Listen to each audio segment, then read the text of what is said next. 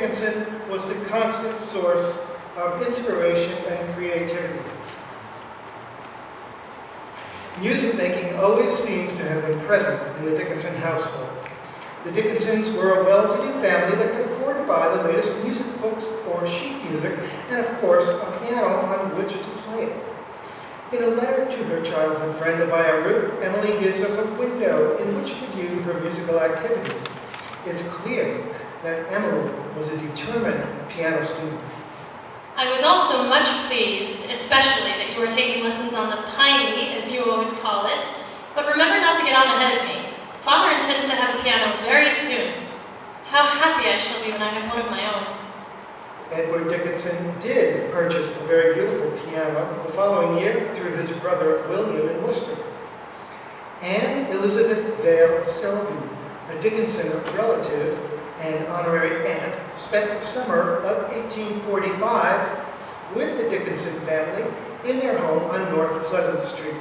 Emily was able to tell her friend Abaya Root, I have the same instruction book that you have, 13, and I am getting along in it very well. Aunt Selby says she shan't let me have many tunes now, for she wants I should get over in the book a good ways first. I have been learning several beautiful pieces lately. The Grave of Bonaparte is one, Lancer's Quickstep, Wood Up, and Maiden Weep No More, which is a sweet little song. I want much to see you and hear you play. like all young piano students, Emily seems to prefer the popular tunes, as she refers to them, rather than the instruction exercises in the Bertini piano method.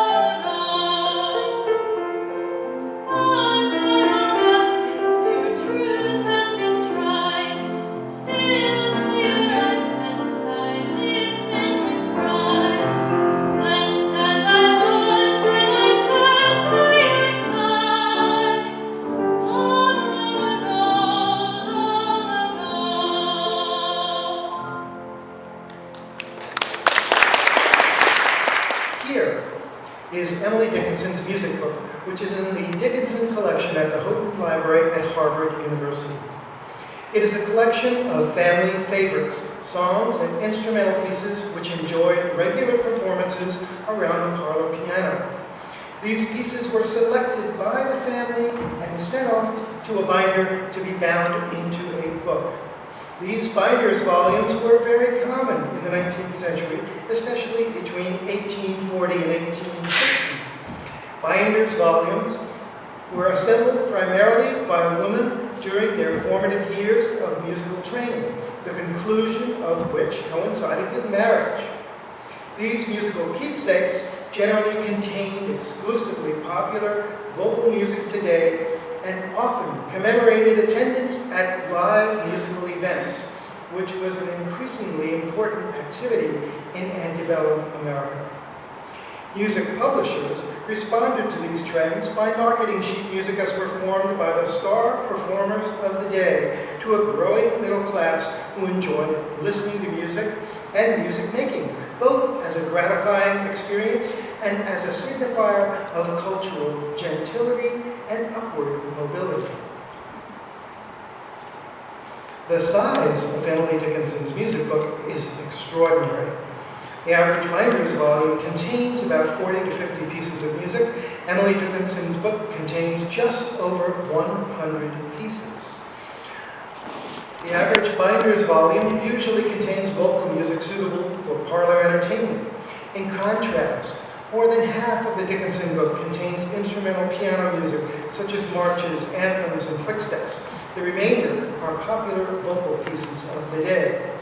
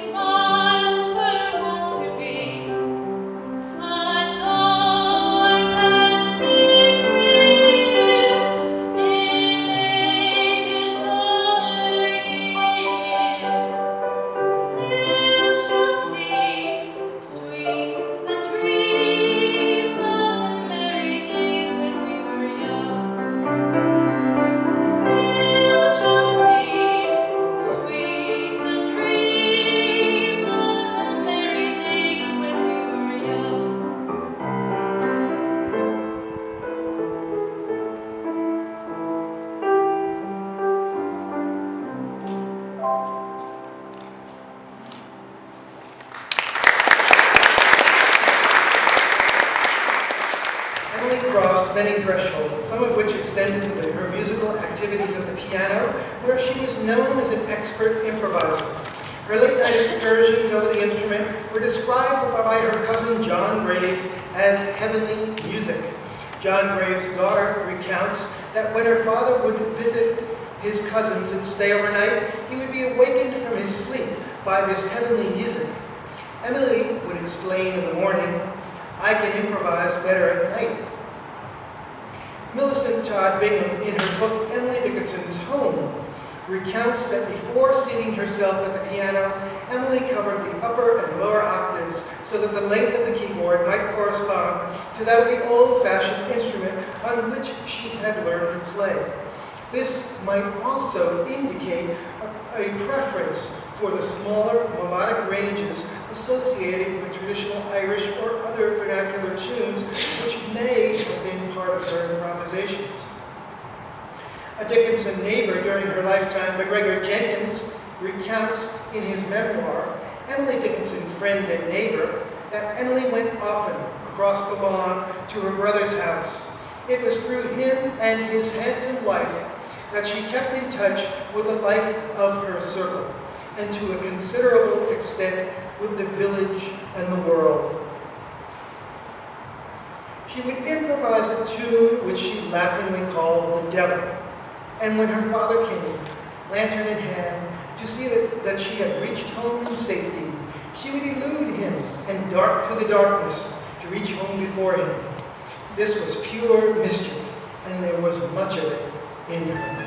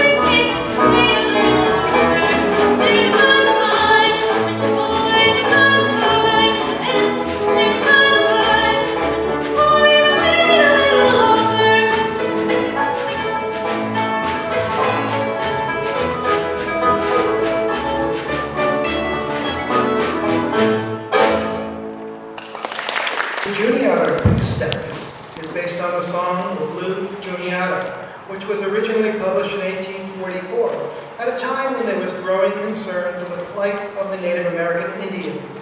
It is significant to note here that the presence of this piece in the Dickinson Music Book connects Emily to her friendship with Helen Hunt Jackson,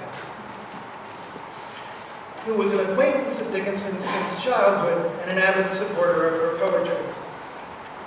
Jackson would go on to write the book A Century of Dishonor, one of the most memorable treatises of the U.S. government's treatment of Native Americans.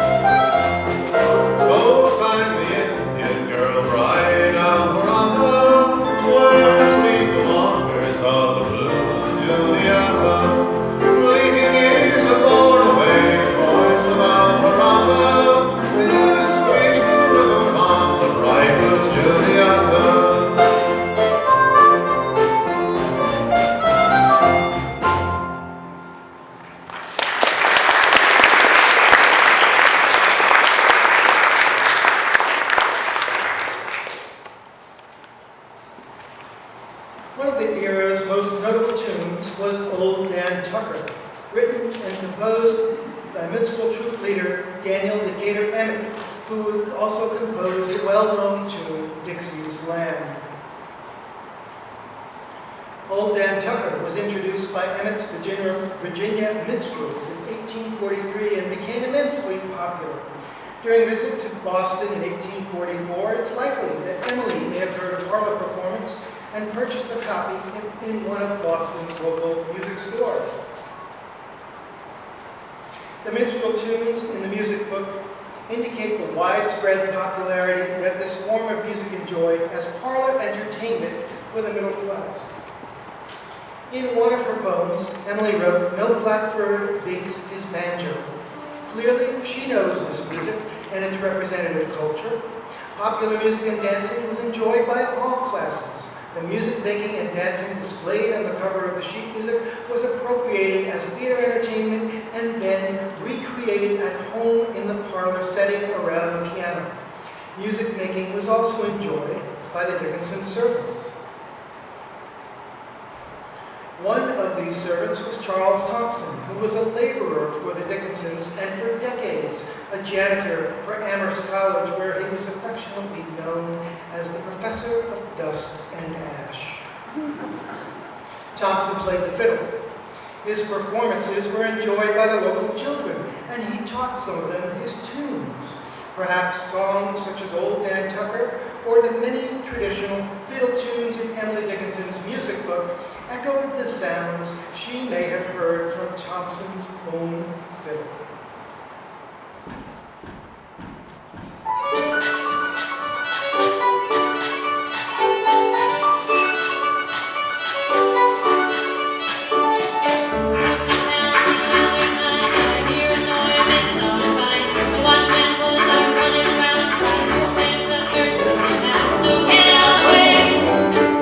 Yeah.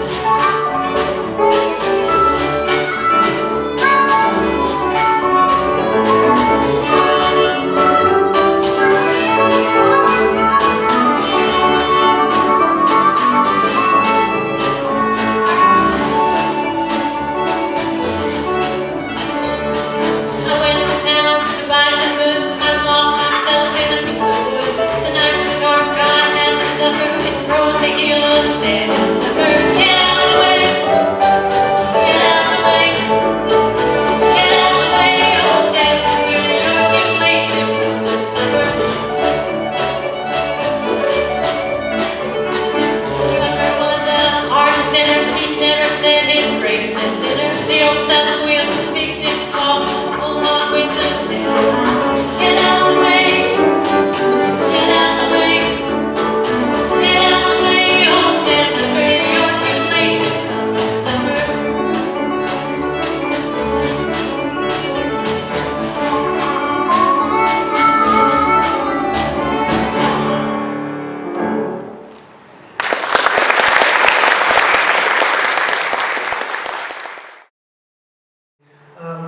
About the Dickinson Music Book.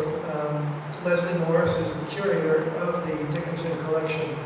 And my colleague, Andrea Guelti, former NYPL colleague, now working at Harvard, is here today. And I'm sure she won't mind me saying that Leslie mentioned to me in an email several weeks ago that they are about to digitize the Dickinson Music Book. So, of course, no one is happier about that than I am. So I look forward to that.